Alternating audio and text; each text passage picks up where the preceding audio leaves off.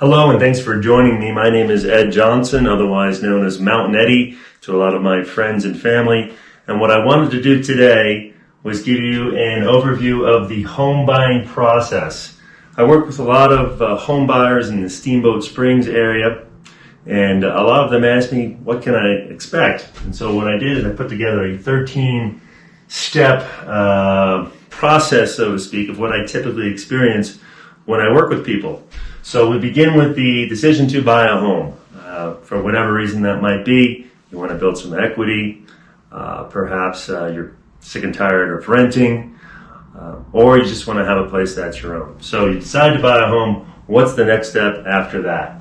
It's to contact a mortgage broker. And I can't stress how important this step is, that you work with somebody who is reputable, really knows what they're doing. I have some great contacts, some great mortgage brokers who have access to numerous loan programs and great rates. So please feel free to reach out to me if you would like any referrals in that regard.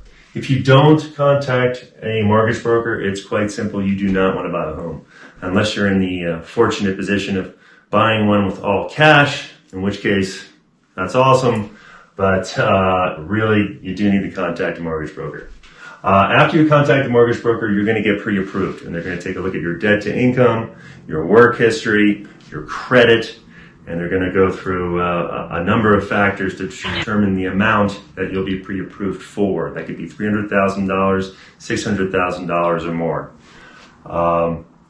If you do not get pre-approved, you're going to have to wait. You might have to work a little bit longer. You might have to pay off some credit cards. You may have to lower the debt, your debt to income. So it's not always the end of the world. A lot of times it can happen a lot quicker than people imagine, that their credit and everything improves and you can get pre-approved to buy a home. So we're pre-approved for X amount of dollars. Let's just say that's $500,000. We can then go on the search, as I like to call it. And that because we got pre-approved, we know what we are looking for, the amount we can look for, and we can do this online. A lot of people search for homes online. I like to set people up with an auto search through our local MLS because it's the most accurate, and I can do that based on a number of parameters. So the amount that we're looking for, the number of beds, number of baths, types of home, whether it's a home, a condo, townhouse, do you want a garage, all those factors. There are multiple. I can also send emails directly to other realtors through our local MLS. So I could say, hey, I'm working with a buyer, he's qualified up to $500,000, looking for a 3-bedroom condo within a mile of the ski resort. Do you have anything coming up? A lot of times I'll get replies and I can get leads for my buyers that way. Another option is to just drive around, see something that you like, possibly send a message, send a note to the homeowner, even if it's not listed. Hey, I have an interested buyer, they love your home, do you have any interest in selling? And that's another way to possibly get the home that my clients desire. So we did the search, then what do we do? That's when we schedule showings. Okay, so we've narrowed it down. Maybe there's 3 places we want to see. Traditionally, we go out, we schedule the showings, and we go out and we see those homes. And we can still do that. I would say, I would recommend about a 24-hour notice in advance, because I do have people that come up here and say to me, Ed, I want to see this home in a few hours, and I'll try to schedule that showing. And it could be challenging because a lot of times people need some time to get out, especially with COVID. I would say 24 hours would be ideal to try to get in to see a home right now. There's also virtual showings, very popular right now, using a technology called Matterport. And it's a special camera which enables us to essentially walk through the home or the condo or the townhouse or whatever have you, and like we're right there, like we are in the home. So we can virtually go up the steps and through the living room and into a bedroom. And that's something I show a lot of my clients how to work. Also FaceTime showings, FaceTime/Zoom showings, where I could use technology, go to the property myself, walk around, answer any questions.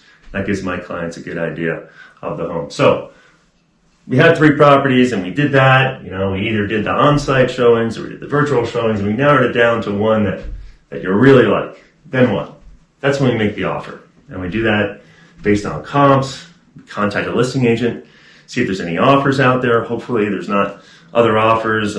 If there is, that can get a little more challenging, because we sometimes come across something called highest and best offer, where 2 buyers or more are kind of pitted against each other, and we negotiate. We negotiate the price, right? They're looking for a certain price, and my clients, the buyers, are willing to offer a certain price. So a lot of times there's a middle ground there. That's also why we need that pre-approval letter, because if we're going to make an offer on a home, the seller and the listing agent wants to know that we're going to be able to take it to the closing and actually close, that we are pre-approved to buy the place for the amount that we are contracted under. So after that, we are under contract, officially under contract, and that's exciting, especially for everybody involved, actually. So when you're under contract, it doesn't matter what happens after that. If somebody comes and offers twice the amount of what the asking price is, I don't know why anyone would do that, but let's just say they did. It doesn't matter. It is essentially yours, the buyers, to lose. You will have to deliver money to title, earnest money to title. That's typically a few days, and a lot of times that's done just through wiring these days. I would note that in a home purchase transaction, do not wire any money to anybody unless you check with your agent or the title company. There's a lot of fraud going on these days, wire fraud, especially with home purchases and title companies. So just keep that in mind. This is also when the real work begins, what I like to call the due diligence items. We're going to take a look at the HOA docs. We're going to take a look at the title docs, make sure that a clean title is being delivered.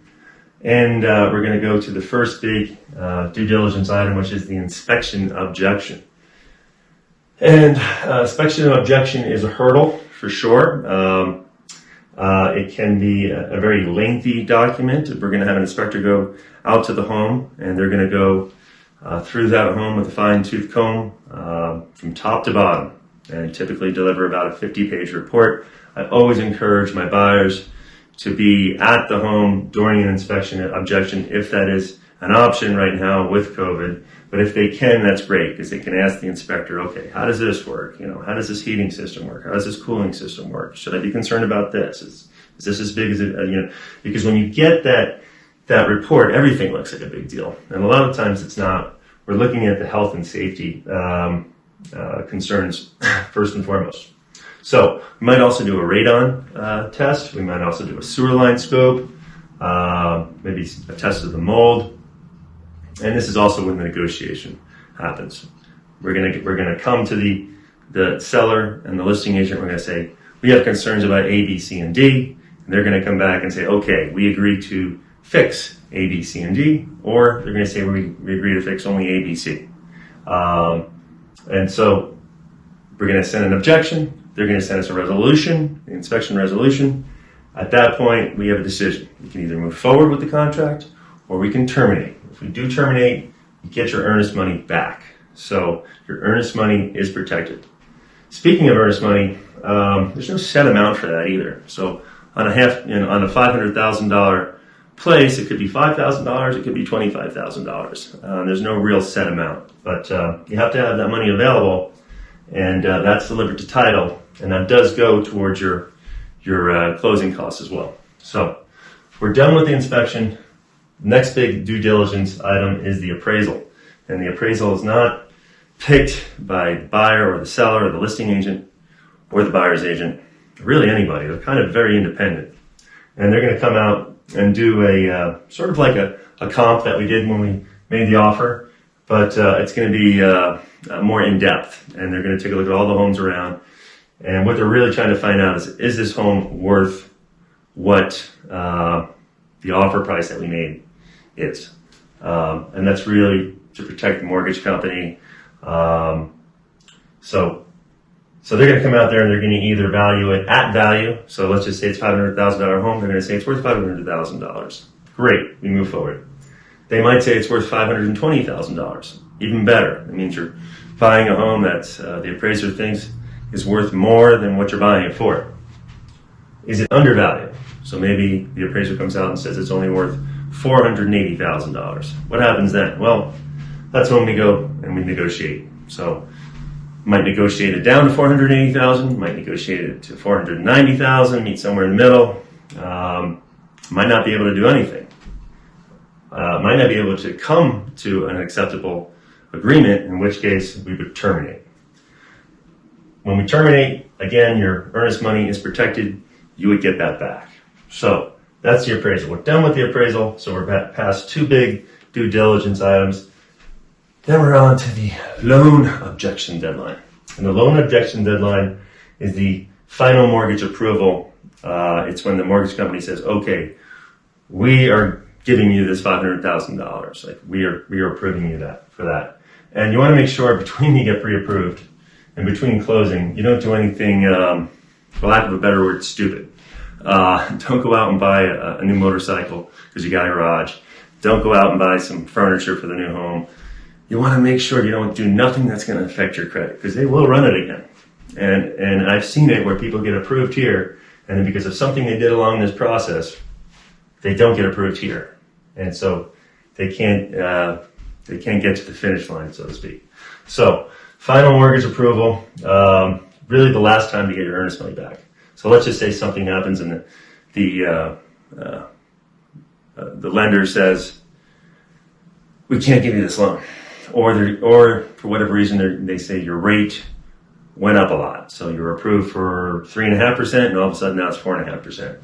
You can terminate here as well and still get your earnest money back. But once we get past the loan objection deadline, it's very challenging to get your earnest money back. So this is kind of a big deadline for that reason.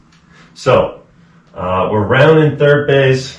We're going into home, and that's basically where we're at now. We're going to review the settlement statements. That's going to tell you the fees. It's got a breakdown of the fees, the dollar amount you need to bring to closing, and we're going to do a final walkthrough.